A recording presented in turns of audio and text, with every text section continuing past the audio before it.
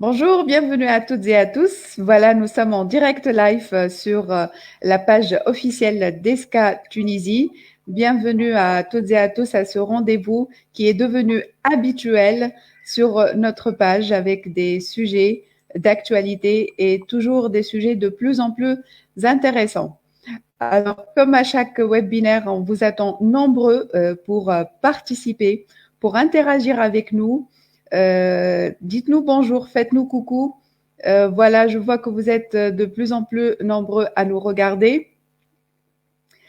Aujourd'hui, nous sommes très heureux d'accueillir Madame Sahar Meshri Kharat, qui est enseignante universitaire et directrice exécutive du magazine Le Manager. Bonjour Sahar, bienvenue à vous. Bonjour Oudé, merci beaucoup, merci pour l'invitation. Alors voilà, il y a des personnes qui se connectent en même temps qu'on est en train de parler. Donc on vous souhaite la bienvenue, bienvenue à Salwa, bienvenue à Habib. Merci pour votre fidélité. Alors, vous avez pris l'habitude aussi à chaque webinaire, je vous donne une idée générale sur notre école. Donc, nous sommes ESCA Tunisie située à Sousse. Nous sommes associés avec ESCA France, qui figure parmi les écoles de management les plus prestigieuses de France. Elle est classée aussi parmi les 15 premières. Donc, grâce à ce partenariat, à cette association, nous avons l'opportunité d'offrir à nos étudiants un double diplôme et une licence tunisienne en marketing, en management et en finance et un bachelor français, et ce, après un parcours de 4 ans, 3 ans en Tunisie et une quatrième année en France, un semestre d'études en France et un semestre de stage, que ce soit en France ou à l'international. On prépare aussi nos étudiants ayant validé leur licence à l'accès au master, grandes écoles en France. Et on leur donne aussi l'opportunité de partir faire un semestre à l'international, vivre une expérience, une nouvelle expérience, une expérience inédite à l'international. Et ceci grâce au campus d'accueil, au semestre d'études qu'ils vont effectuer au campus d'accueil à ESCA Budapest.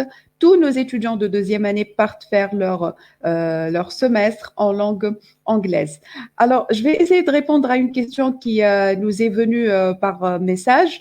Vous nous demandez, est-ce qu'il y a possibilité que des étudiants ayant validé une première année ailleurs, dans une autre école, peuvent accéder en deuxième année? Ben, la réponse est oui. Vous pouvez faire ce qu'on appelle une admission parallèle, venir nous rejoindre à l'ESCA Tunisie en deuxième année. Donc, l'accès à notre école n'est pas réservé que aux titulaires du baccalauréat, mais aussi à des étudiants qui ont validé leur première année dans une autre école et qui veulent intégrer l'ESCA pour profiter justement du double diplôme et du semestre d'études à l'international.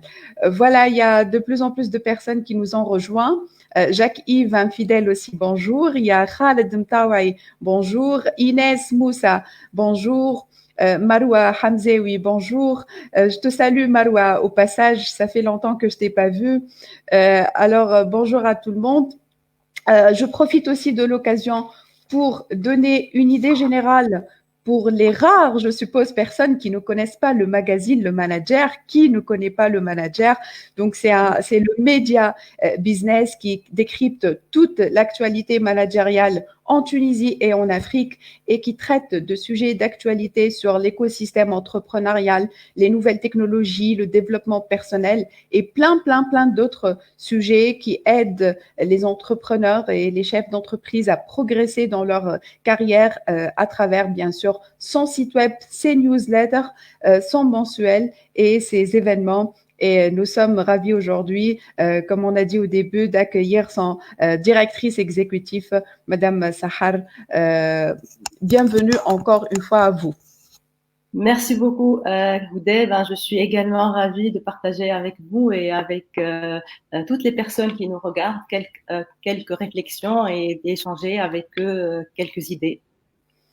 Exactement. Donc aujourd'hui, on va parler du nouveau rôle social des entreprises post-Covid-19. Ça tombe bien puisque le gouvernement tunisien a annoncé dernièrement des mesures de déconfinement progressif. Donc certaines entreprises se préparent déjà pour la reprise du travail post-Covid-19.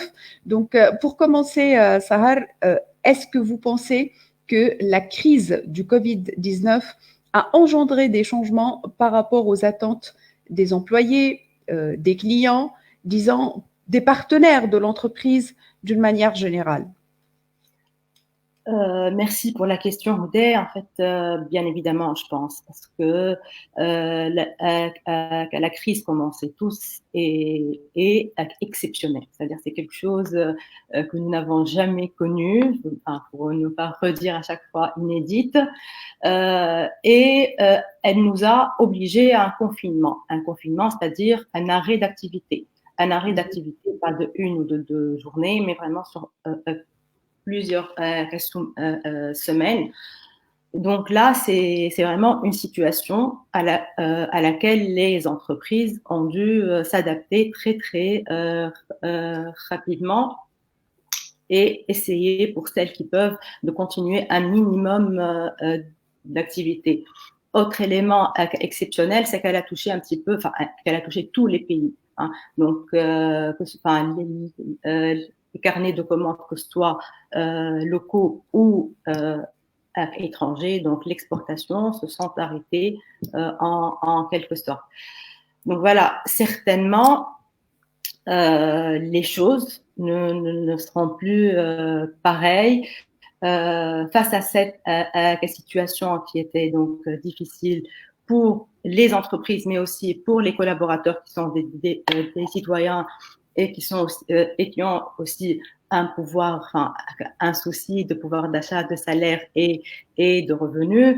Donc, évidemment, il y a des gens qui sont trouvés dans la précarité.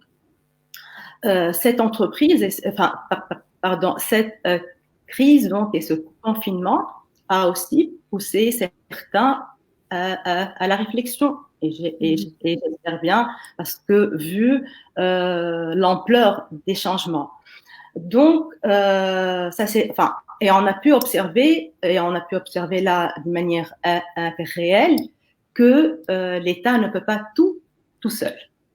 Donc, évidemment, l'entreprise, elle avait, donc, comme entité dans la société, elle avait une responsabilité prépondérante.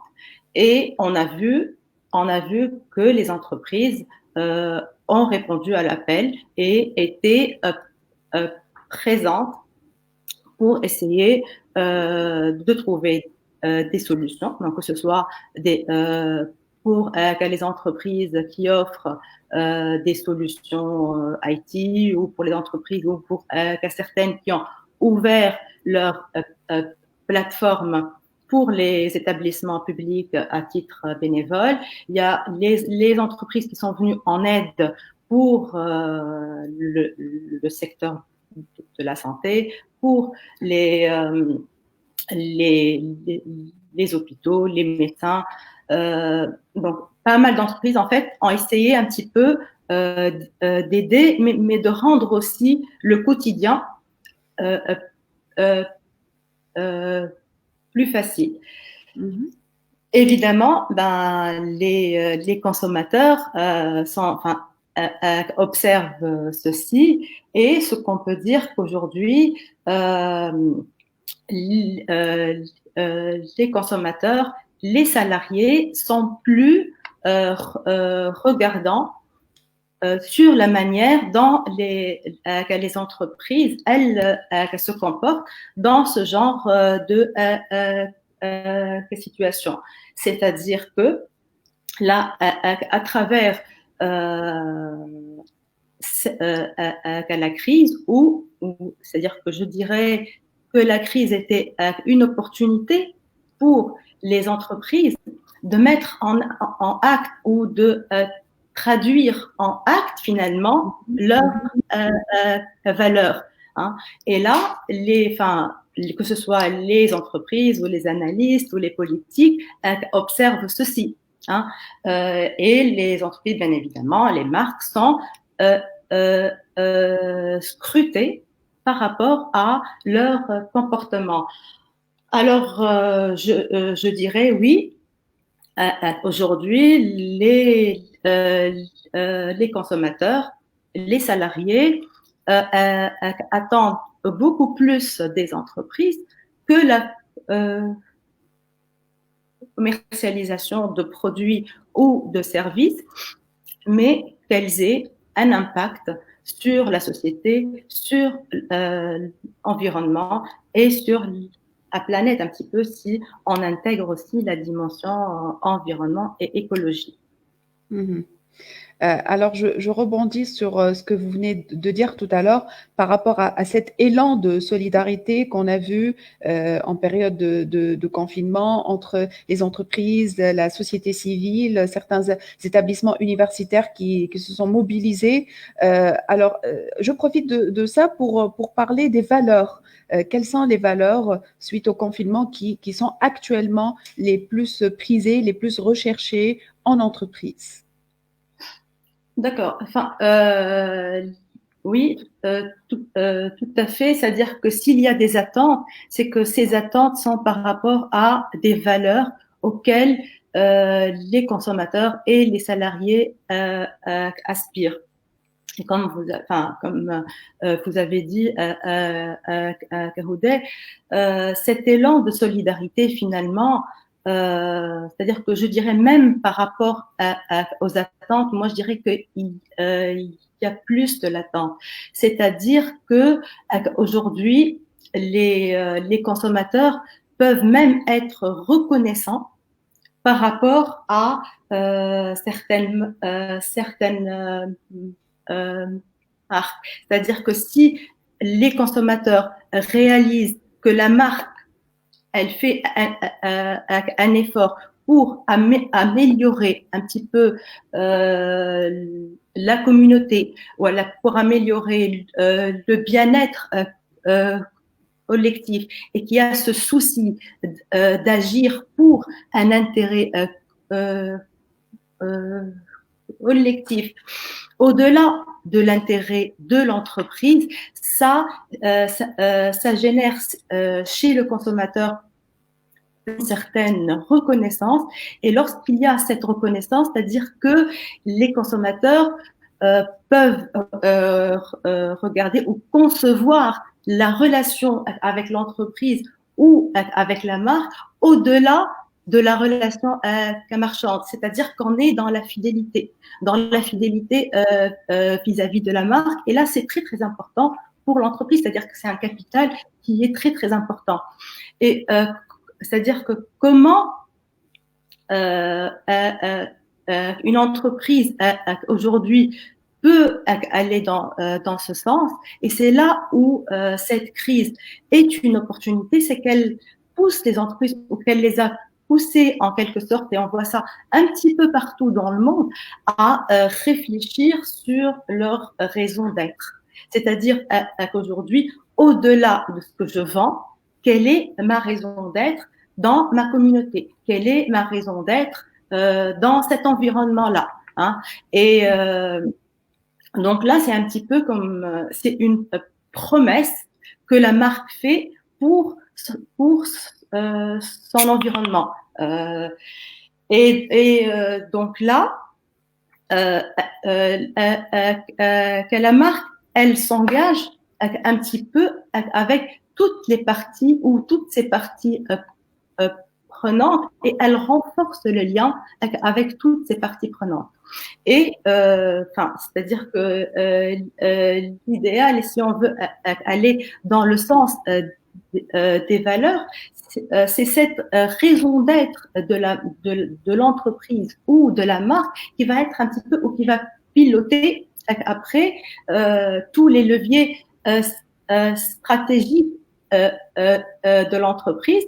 et qui va se décliner après dans les différents métiers, c'est-à-dire que dans des actions qui sont conformes au métier de l'entreprise. Donc, aujourd'hui, s'il y a, je pense, des valeurs qui ont un petit peu marqué les citoyens ou les consommateurs durant cette période, je dirais en premier lieu cette solidarité. Là, je pense que les gens, c'est-à-dire, on a vu que les gens se sont serrés les coudes. Hein, même, c'est-à-dire dans des situations qui étaient très difficiles et que tout le monde finalement était dans la précarité.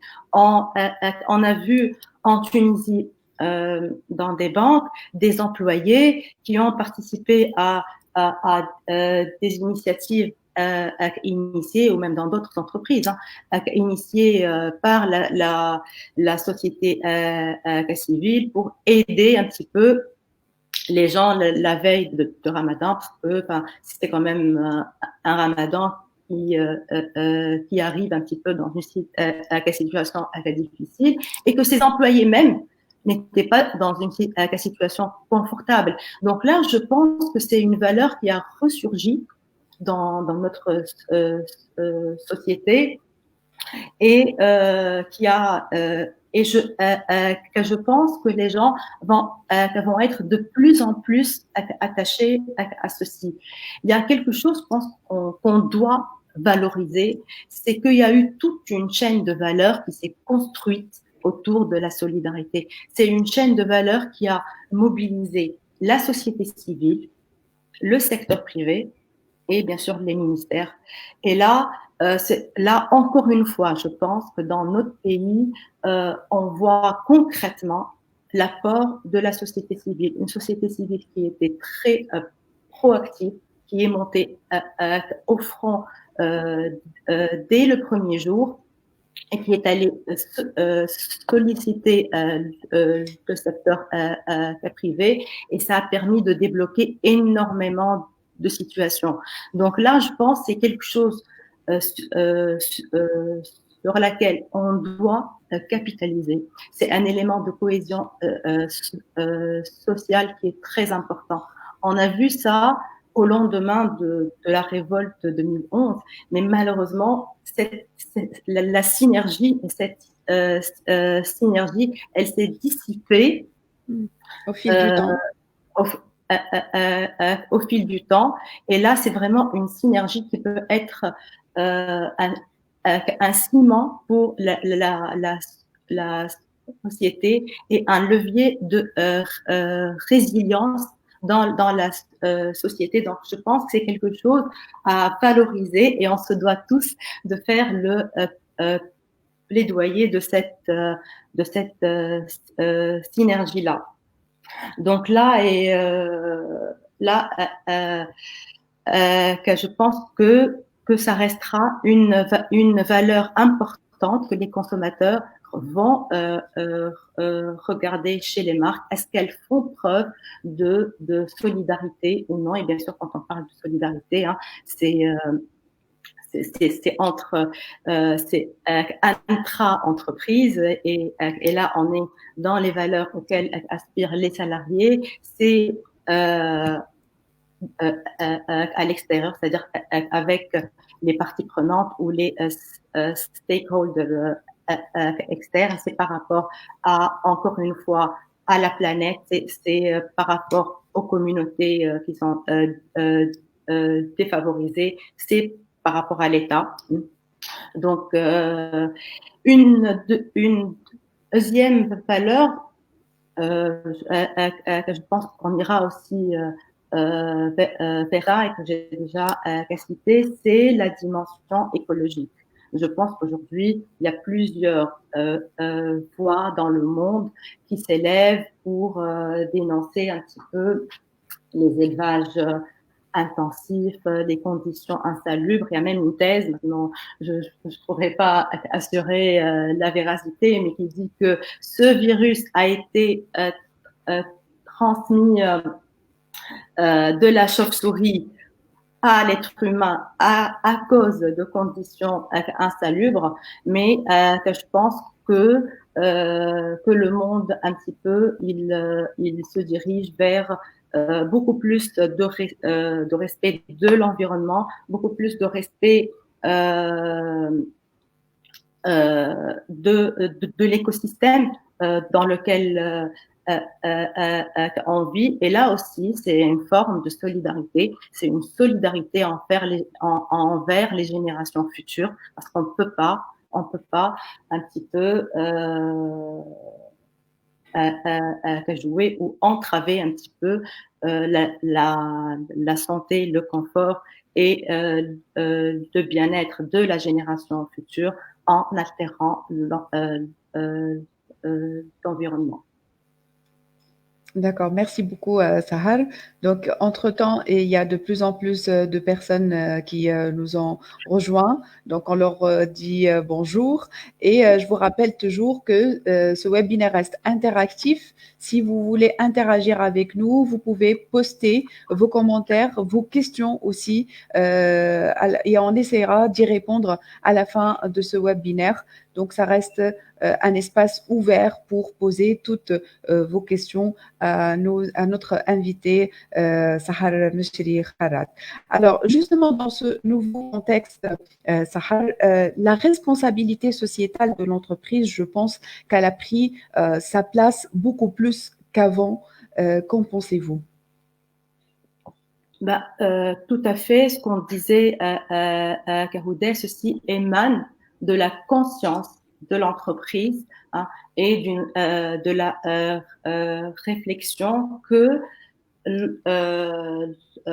l'entreprise elle doit aussi réfléchir sa raison d'être et elle doit si vous voulez, se diriger vers ce qu'on appelle une entreprise à mission.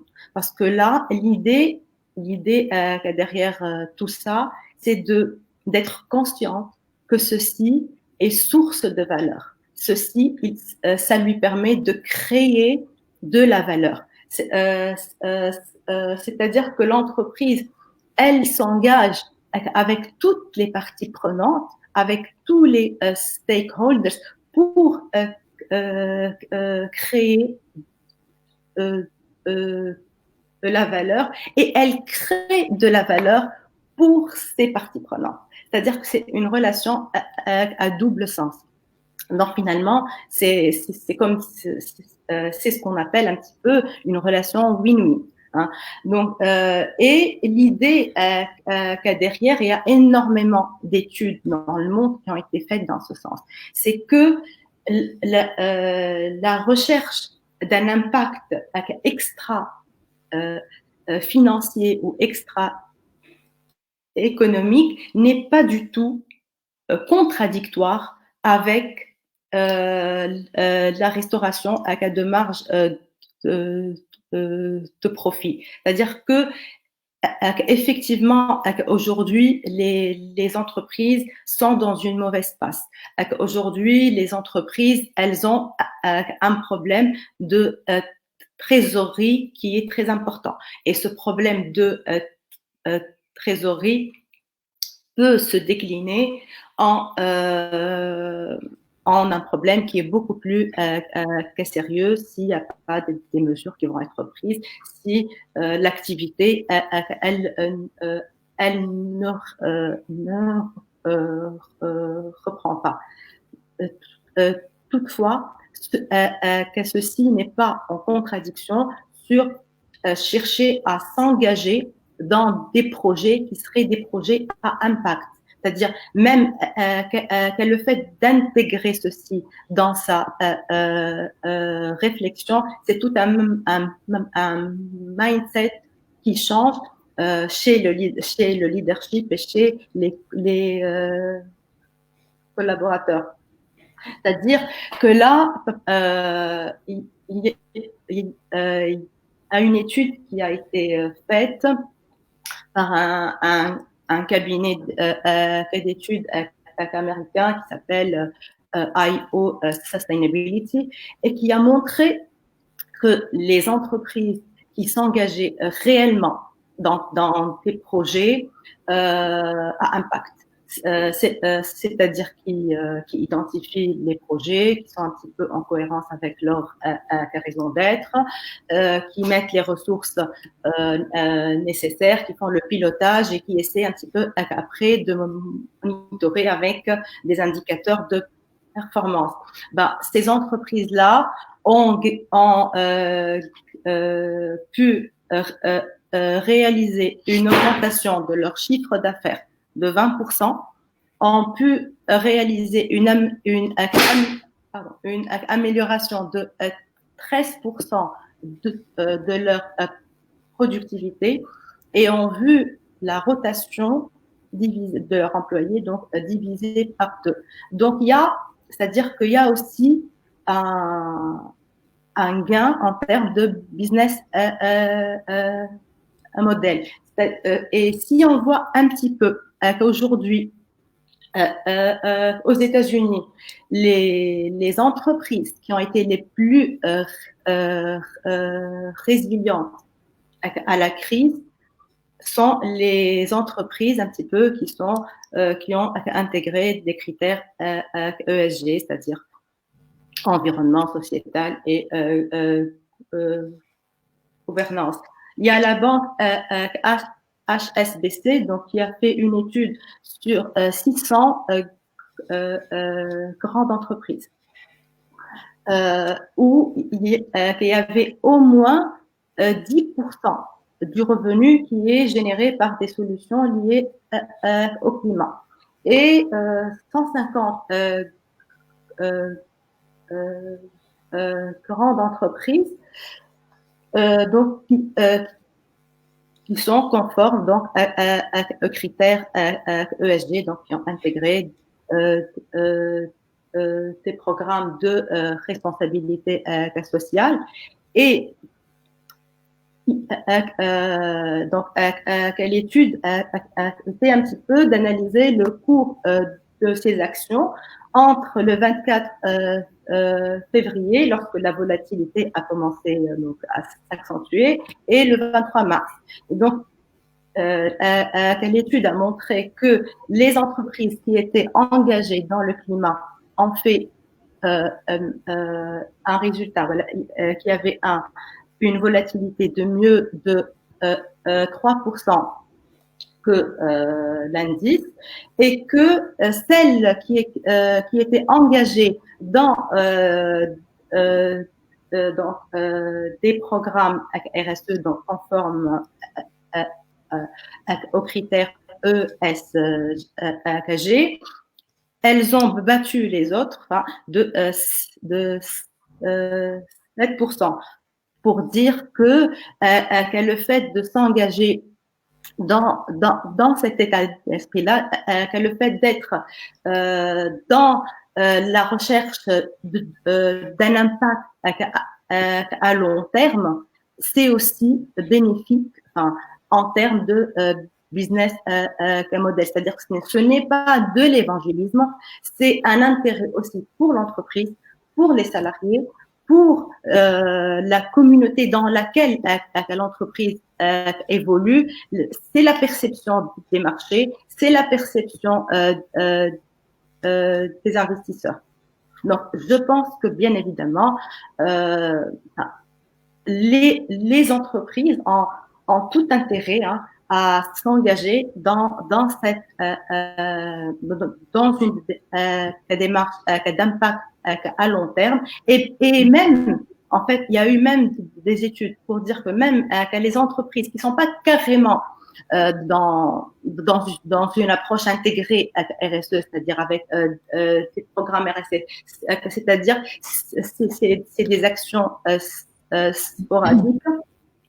C'est-à-dire que l'avantage en termes de notoriété et de réputation a été validé et a été démontré par les études. Donc, je pense que dans sa relation avec toutes ces parties prenantes, je pense que les entreprises ont intérêt, et ce n'est pas une question de budget, c'est-à-dire qu'il peut y avoir une réflexion, il peut y avoir des projets à impact en partenariat avec la société civile ou avec d'autres acteurs et qui peuvent avoir un intérêt qui est très intéressant pour l'entreprise à long terme et qui peut être un garant de la résilience et de la pérennité de l'entreprise parce qu'elle sera beaucoup plus ancrée dans son environnement. D'accord, merci beaucoup, Sahar. Je pense qu'on vient de répondre à la question qui est posée par Inès, qui nous dit que la RSE, responsabilité sociétale des entreprises, va-t-elle changer après le Covid? Je pense qu'on vient d'y répondre tout de suite. Donc, justement, pour rester dans cette, je pense que suite à la crise, donc les entreprises, elles sont devenues conscientes de l'importance de leur responsabilité sociétale et doivent même, je pense, penser à limiter leur rôle d'opérateur économique, qui est bien sûr la création, la recherche du bénéfice, et doivent revoir leur politique de partage, disons, de richesses et de distribution de ressources. Qu'en pensez-vous? En fait, l'idée, ça n'a jamais été de limiter la recherche profit, que ça reste quand même la source de vie de l'entreprise et de toutes les personnes qui travaillent dans l'entreprise, du management, du leadership à tous les collaborateurs qui sont là. Et c'est une source aussi de revenus pour l'État. Donc, l'idée, c'est un petit peu de trouver un curseur optimal. C'est-à-dire qu'aujourd'hui, on a l'entreprise, elle crée de la richesse et cette valeur ajoutée, elle va être, on la distribue entre, si on résume d'une manière très très familière, le capital et le travail. Alors, si la part du capital qui va vers le capital va être beaucoup plus importante, évidemment, il va y avoir des travailleurs un petit peu démotivés. On va pas être dans ce qu'on appelle le salaire efficience. Et ceci peut altérer la productivité de ces travailleurs-là. Ça peut engendrer des ressentis qui sont pas agréables et qui ne favorisent pas un bon climat de travail dans l'entreprise et qui n'est pas dans l'intérêt de l'entreprise. Si la part va beaucoup plus vers le travail au détriment du capital, ben là, il va y avoir une insuffisance pour l'investissement. Donc, l'idée, c'est de trouver un petit peu le curseur qui va permettre aux entreprises de continuer d'investir, hein, et de rémunérer le travail à sa juste valeur. Et là, je pense que depuis des années, on est en train de parler de ce qu'on appelle cette économie redistributive ou cette économie de partage. Hein. Donc, je pense que il y a l'idée que c'est quoi? C'est qu'on crée ensemble de la valeur et qu'on repartage la valeur un petit peu d'une manière équitable, comme je vous ai dit, avec des proportions qui permettent à l'entreprise de continuer de fonctionner, de se développer, de mettre en place ses plans de développement et d'investissement et de rémunérer aussi le travail d'une manière qui est correcte, adéquate et motivante. Le tout, bien évidemment, pour qu'il y ait un climat social qui est paisible dans l'entreprise. Et évidemment, sans investissement, c'est-à-dire sans revenus futurs pour les salariés aussi. Hein, donc, c'est-à-dire que tout est lié. Mais il y a eu des formes de rémunération qui favorisent ceci. Maintenant, il faut que la réglementation aussi qu'elle réponde. Il y a ce qu'on appelle l'actionnariat salarié. L'idée finalement, c'est quoi? Toute personne qui ramène de la valeur qui permet à l'entreprise d'augmenter sa richesse, qu'elle soit récompensée, qu'elle soit rétribuée. Et là, je pense que c'est une question équité. Quand je suis un collaborateur, j'ai développé un nouveau produit, j'ai pu permettre la vente d'un nouveau produit, j'ai augmenté les revenus de cette entreprise, le fait que j'ai une petite part de cet accroissement de valeur, c'est logique et c'est équitable. Donc, l'actionnariat, le fait de permettre aux salariés d'avoir part du bénéfice qui sera distribué sous forme de dividendes, je pense que c'est une solution qui est favorable à tout le monde, hein, qui permet à l'entreprise aussi de retenir les talents. Et je pense qu'il y a des entreprises, par exemple, si on voit dans le monde, oui, l'entreprise technologique, c'est son mode de fonctionnement et ça lui a permis de retenir de très bons talents dans l'entreprise. Et ça permet aux collaborateurs d'avoir un petit peu, voilà, de voir fruit de l'effort qu'il accomplit. Donc là, maintenant, je pense que la réglementation en Tunisie n'est pas encore au fait de ces mécanismes-là, et c'est dommage parce que ça nous voilà, ça prive l'entreprise et les salariés opportunités.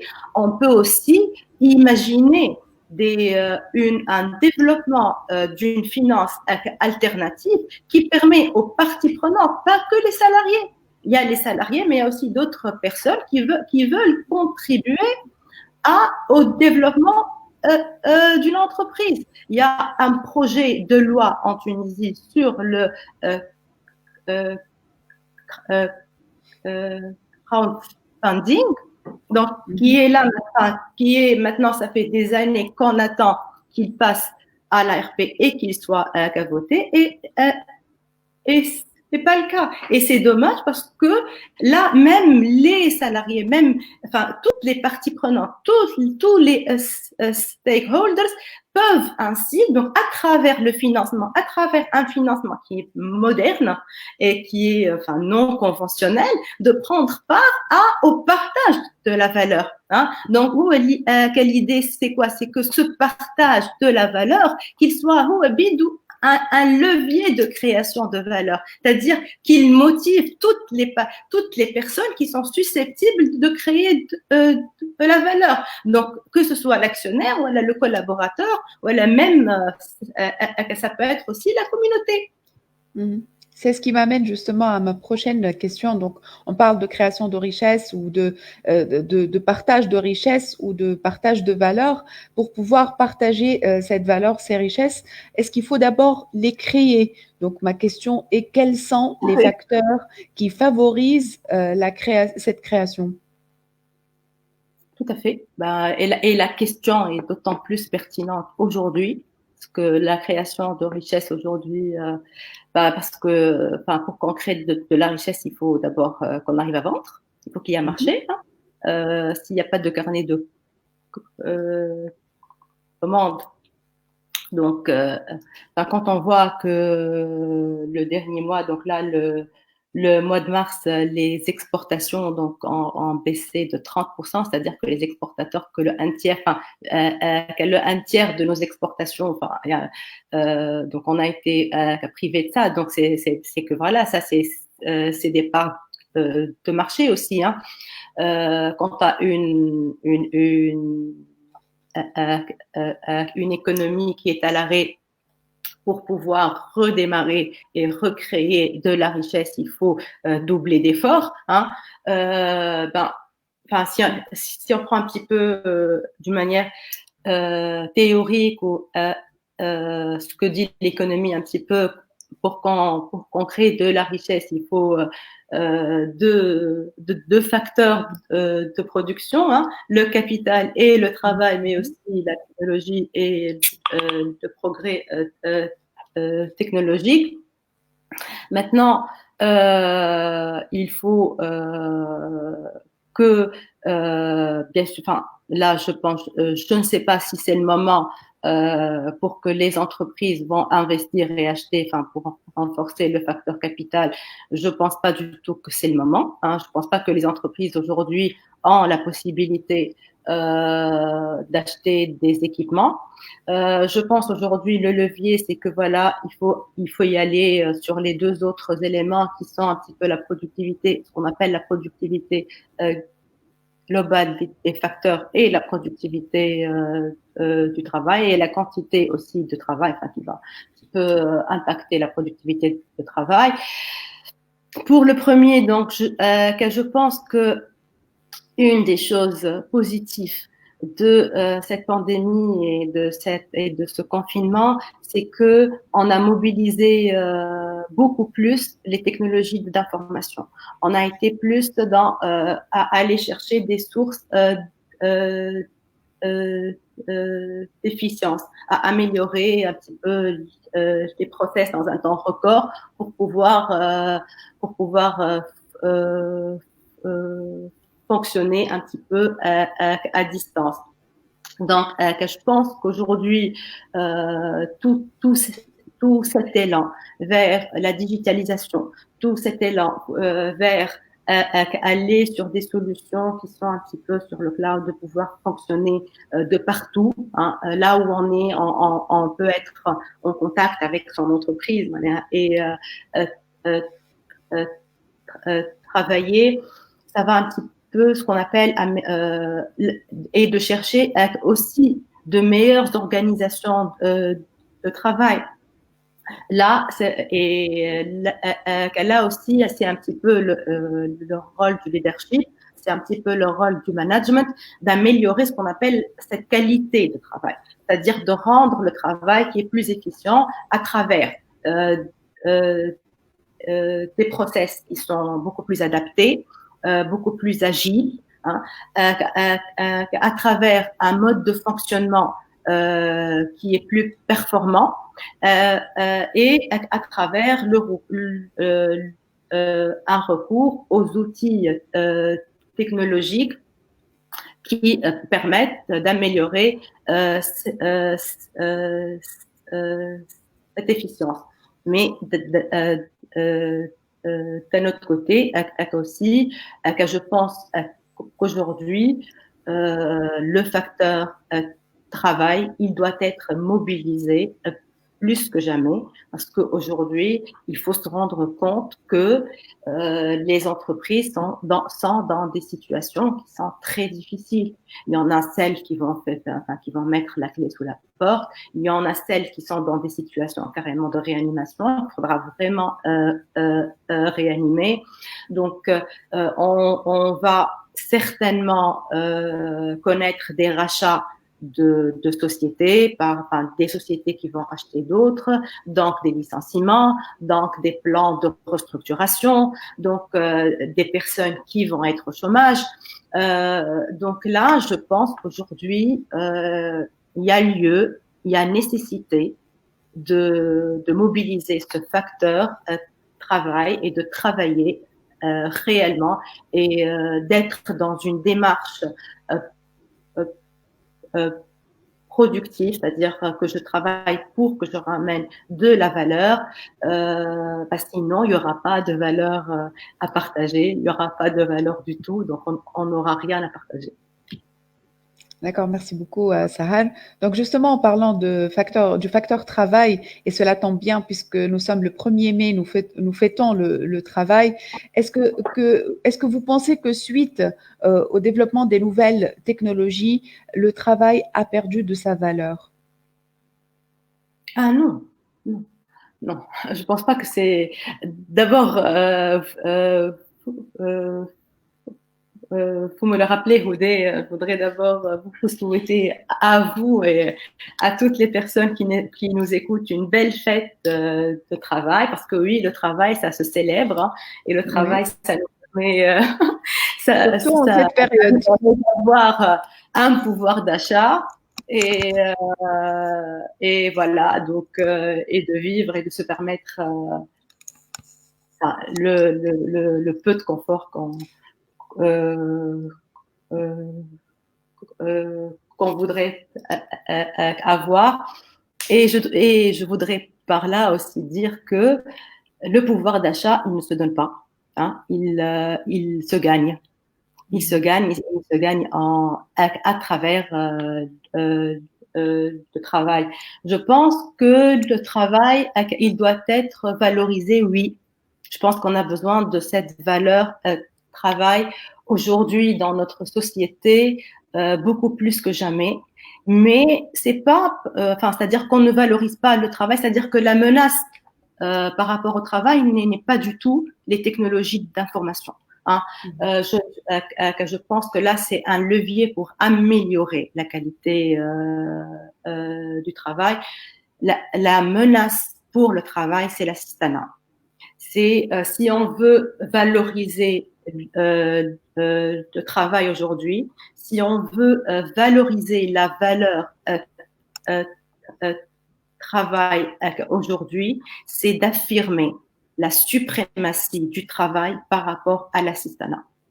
Si les deux sont traités pareil, ben, il n'y aura aucun motif qui va pousser les gens à travailler plus pour gagner plus, comme l'ont dit certains.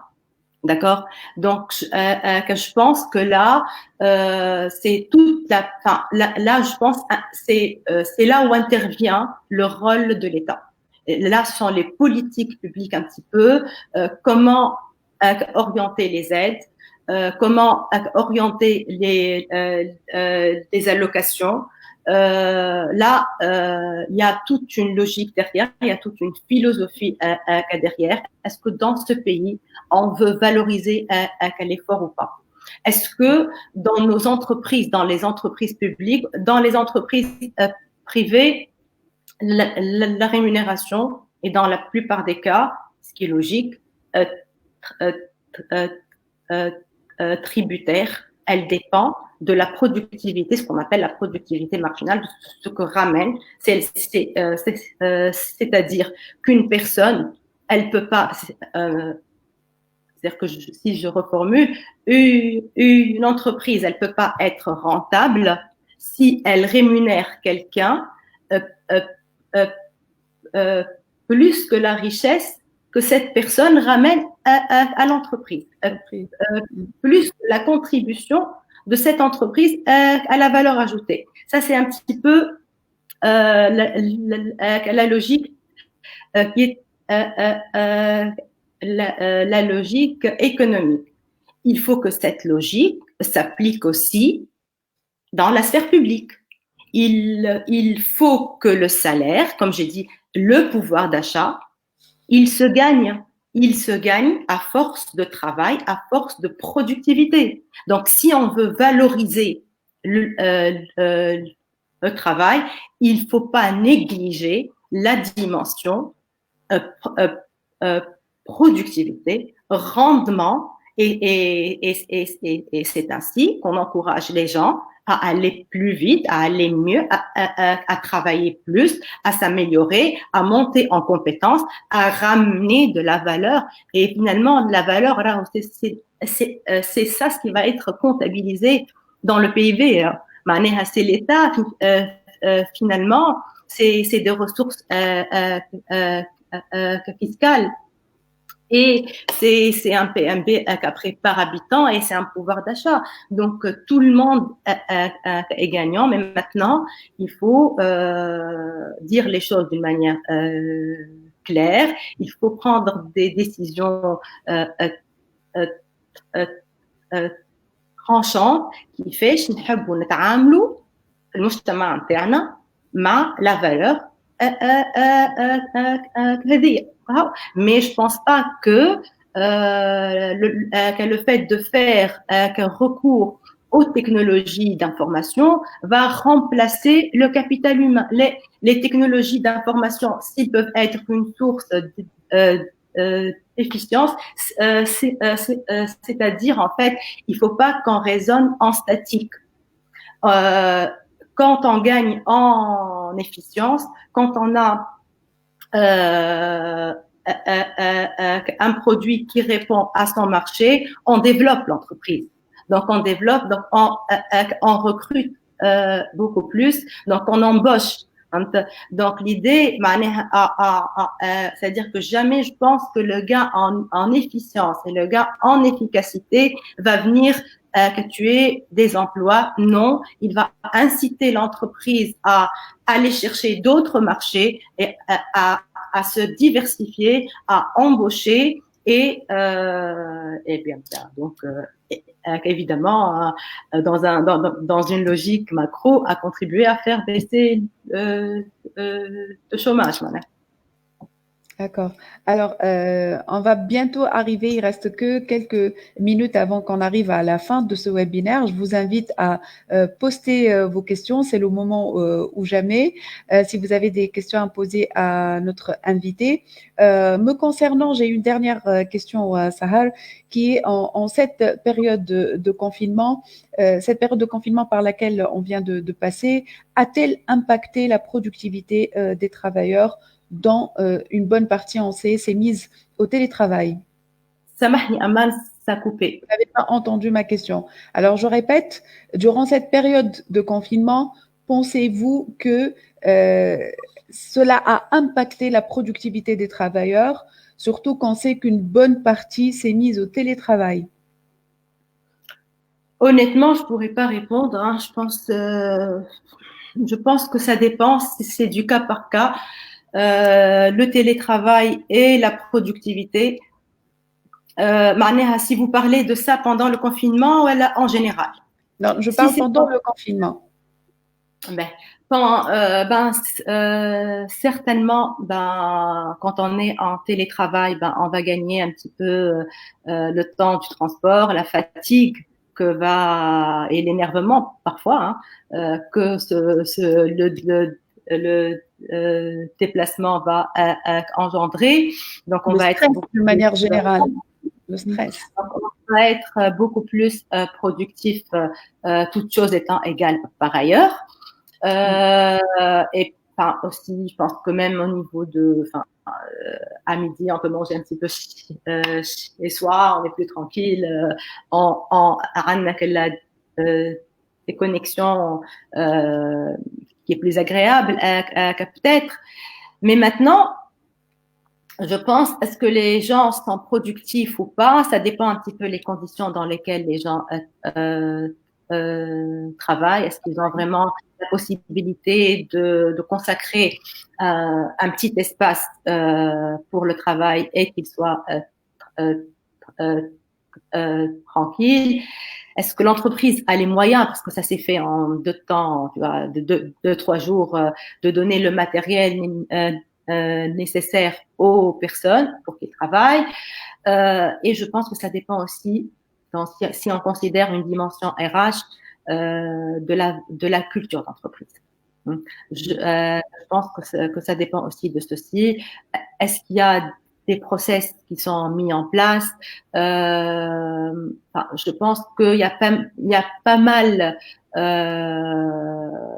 d'éléments qui peuvent conditionner si les gens sont productifs ou pas, des conditions qui émanent de l'entreprise un petit peu, si elle a les process nécessaires et de la situation des entreprises et puis par exemple des collaborateurs. Et puis je pense aussi que ça dépend des personnes. Il y a des personnes qui peuvent ressentir ceci comme un isolement et qu'ils ont besoin de ce contact humain et d'être en société un petit peu et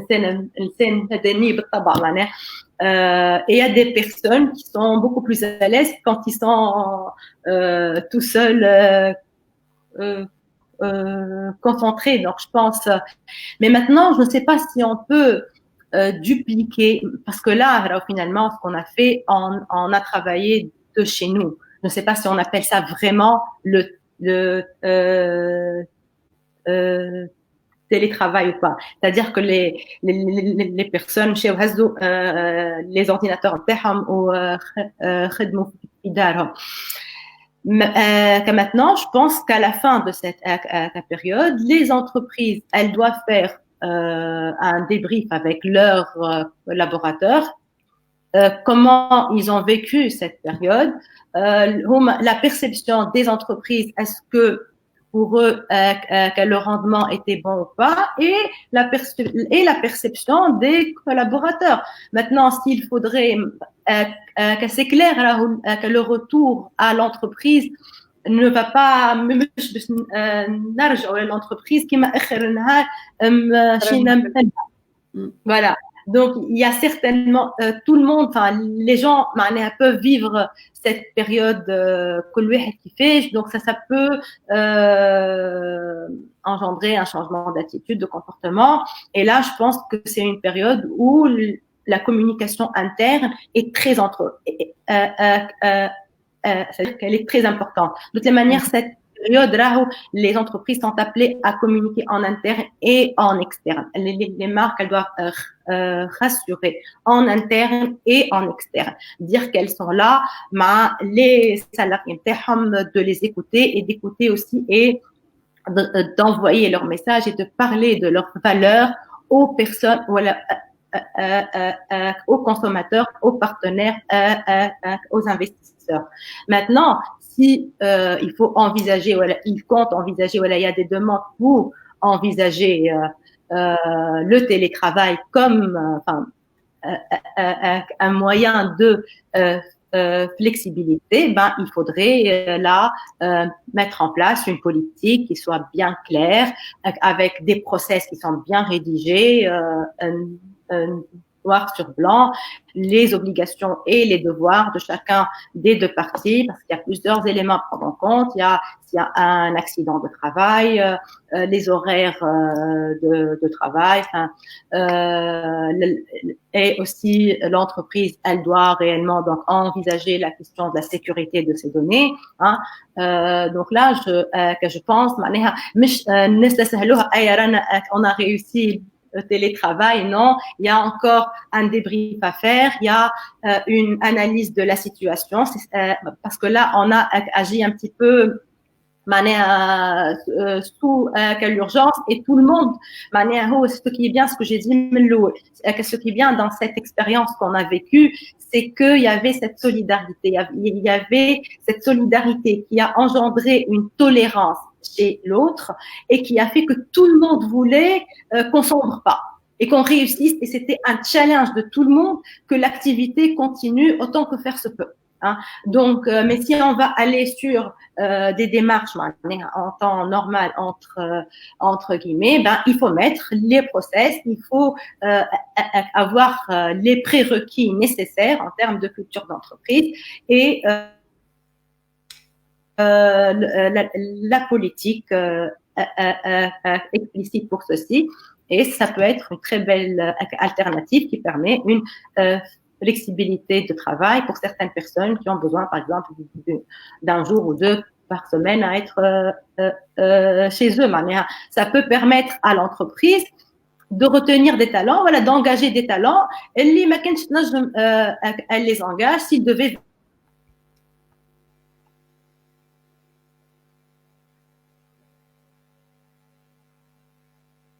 venir tous les jours, qui peuvent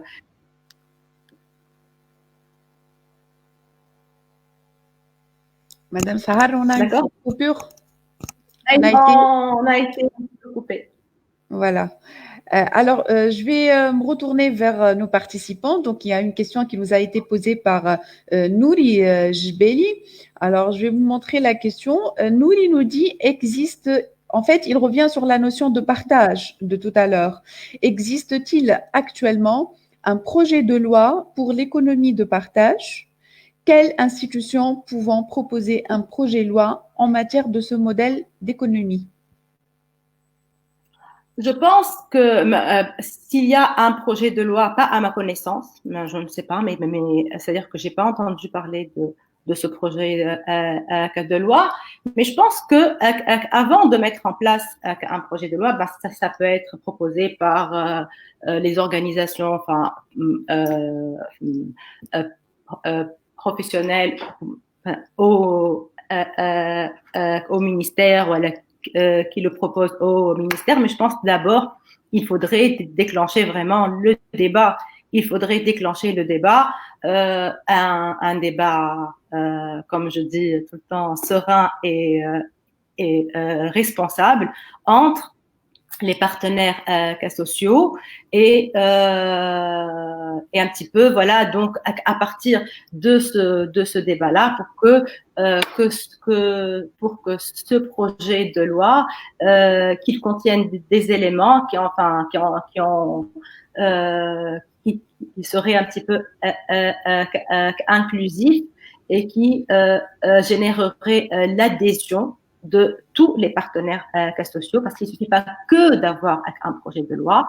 On a des lois qui ne sont pas appliquées. Il faudrait aussi qu'il y ait l'adhésion de toutes les parties concernées et elles croient aux bénéfices de cette loi. Mais maintenant, ça peut être proposé, bien sûr, par les ministères concernés, que ce soit le ministère de l'MDCI ou, je sais pas, ou le ministère de l'Industrie et de la PME, ben, je ne sais pas. Mais c'est-à-dire que le plus important, c'est pas qui propose le projet de loi, mais que ce projet de loi fasse l'unanimité et que toutes les parties prenantes adhèrent et croient en cette économie de partage. Et c'est à travers ceci qu'ils peuvent que les parties prenantes, voilà, les partenaires sociaux peuvent faire pression et peuvent faire avec la société civile et donc peuvent faire de l'advocacy pour faire passer un tel projet de loi.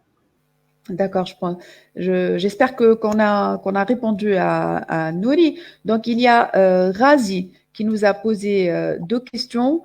Donc, faute de temps, Sahar, on va répondre qu'à une seule. Donc, je vous laisse le choix entre ces deux questions. Donc, la première, est-ce que les entreprises ne doivent pas également penser à la résilience en plus de l'agilité? On a parlé tout à l'heure de l'agilité.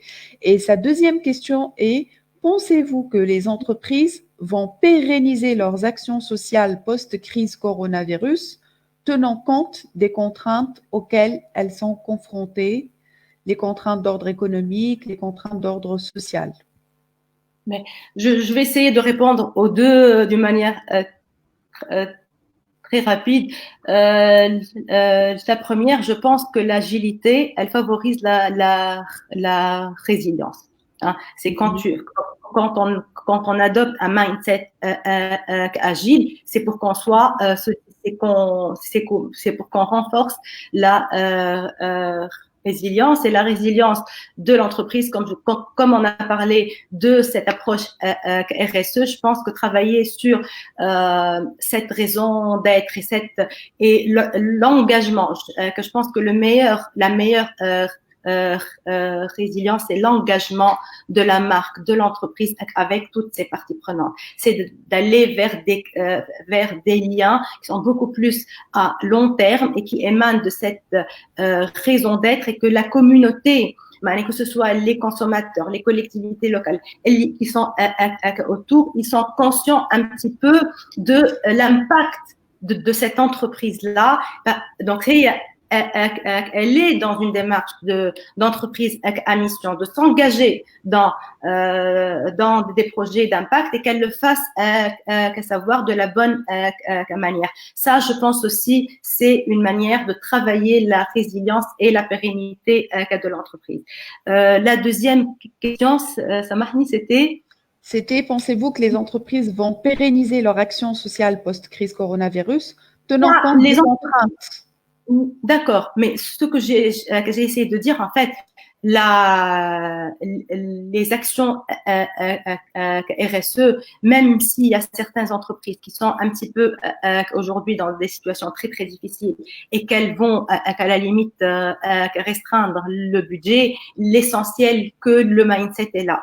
Il y a des actions qu'elles peuvent certainement favoriser avec des budgets de manière pas très importante avec la société civile. Aujourd'hui, les exemples sont légion, l'essentiel qu'elles réfléchissent un petit peu de cette à cette raison d'être, encore une fois, pourquoi je suis là et qu'elles déclinent ça sous forme d'action en fonction de leur métier. C'est-à-dire qu'il y ait de la cohérence, qu'il y ait que l'entreprise tienne qu'à la promesse, même si il faut qu'elle décale une action d'une année ou les actions d'une année, qu'elle est essentielle qu'elle communique ceci avec beaucoup de sincérité et qu'elle partage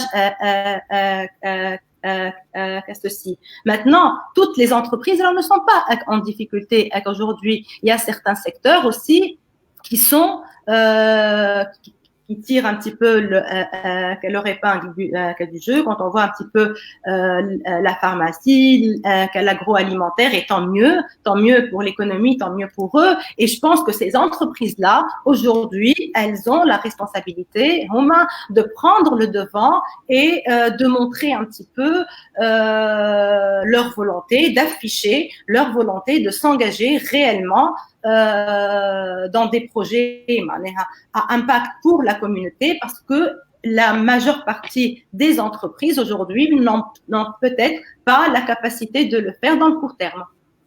D'accord. Merci beaucoup, Sahar. On arrive à la fin de ce webinaire. Donc, au nom de toute l'équipe ESCA, je tiens à vous dire merci. Merci d'avoir été parmi nous à ce webinaire. Merci pour votre bienveillance. Merci pour ce partage et cet échange fructueux. Merci aussi à tous les participants. Je vous laisse le mot de la fin, Madame Sahar.